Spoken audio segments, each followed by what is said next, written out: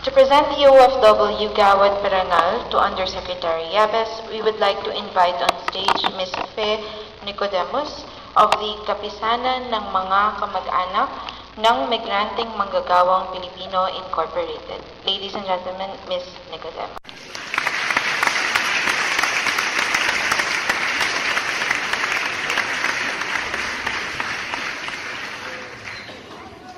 Magandang umaga sa ating lahat.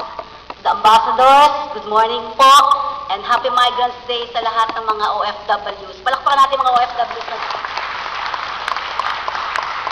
maligayang pagdating po dito sa DFA. I would like to give this to Honorable Jesus Ines Yabes, is presently an Undersecretary for Migrant Workers of the Department of Foreign Affairs. Is the first public sector recipient of the OFW Gawad Parangal.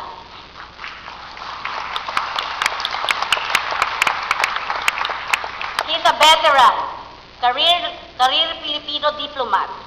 Yusek Yabes has been in the Foreign Service of the Philippines for the past 35 years and has served in a various capacity requiring a high degree of diplomatic sensitivity, skill, and knowledge of international relations and governance.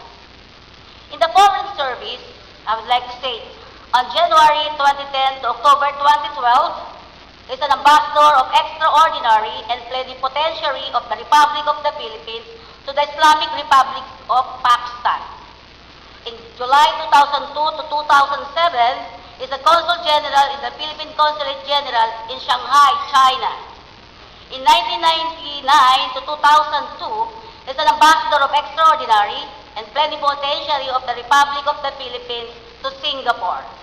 And in October 1996 to 1999, is a Charge d'Affaires Deputy Chief of Mission, Minister and Consul General, Philippine Embassy, Tokyo, Japan. In 1991 and 1994, First Secretary and Consul, then Minister, Councilor, and Consul General, Philippine Embassy in Tokyo, Japan. And now, in June 1984 to 1989, is a Vice Consul, then Consul, Philippine Consulate General, Hong Kong, with concurrent and accreditation to Macau. And then going back in the Home Office, in November 2012, he is an Undersecretary, Office of Undersecretary for Migrant Workers Affairs. While in August 2008 and in January 2010, he is an Assistant Secretary, Office of the Legal Affairs.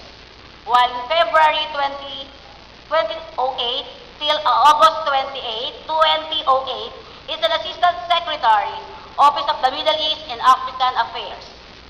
In January 1995 to October 1996, is a Board Secretary, Board of Foreign Service Administration.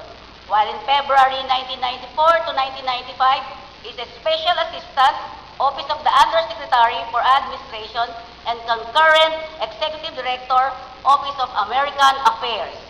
In December 1980 to 1981, is a Principal Assistant from the Office of United Nations and other international organizations. In October 1979 to 1980, he is a Principal Assistant, Acting Chief, then later a Director of Office of the ASEAN Affairs, while in the Office of the President of the Philippines.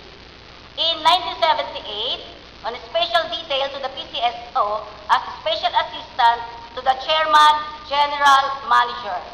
In 1976 to 1979, is a Supervising Presidential Staff Officer, Office of the Presidential Assistant, Office of the President in Malacanang.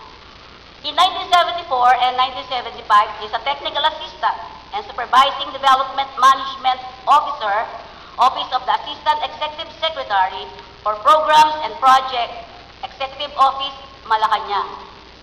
In Civil Service Eligibility and Examination taken, in 1972, there were 2 Foreign Service Officer Examination and Career Service Professional Examination. In 1983, he is a member of the Philippine Bar. And now, he is the first incumbent officer of the DFA who has recognized and given importance to the need for a coherent and unified approach involving the public and the private sector and civil society in the promotion and protection of well-being and dignity of the OFWs like us.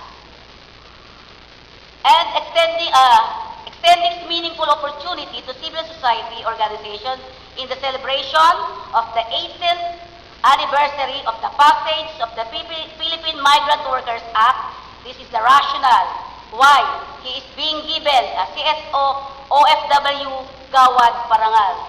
But it is our hope that he would continue to give credence to the work being done by civil society together with the public and private sectors in the vigorous pursuit of the third pillar of our foreign policy. We trust that this is just a crucial step in attainment of our common objective, that is to safeguard the welfare and the human rights of OFW. OFW, mabuhay tayong lahat. To give the award, may we call on Yusek Yabes.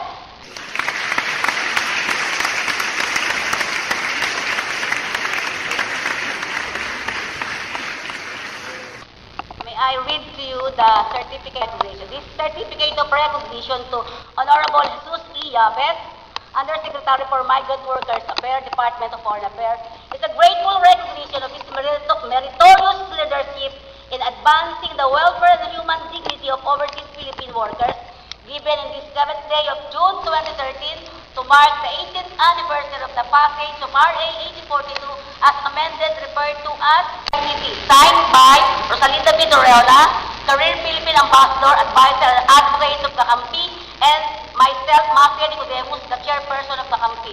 OFW Gawad Parangal.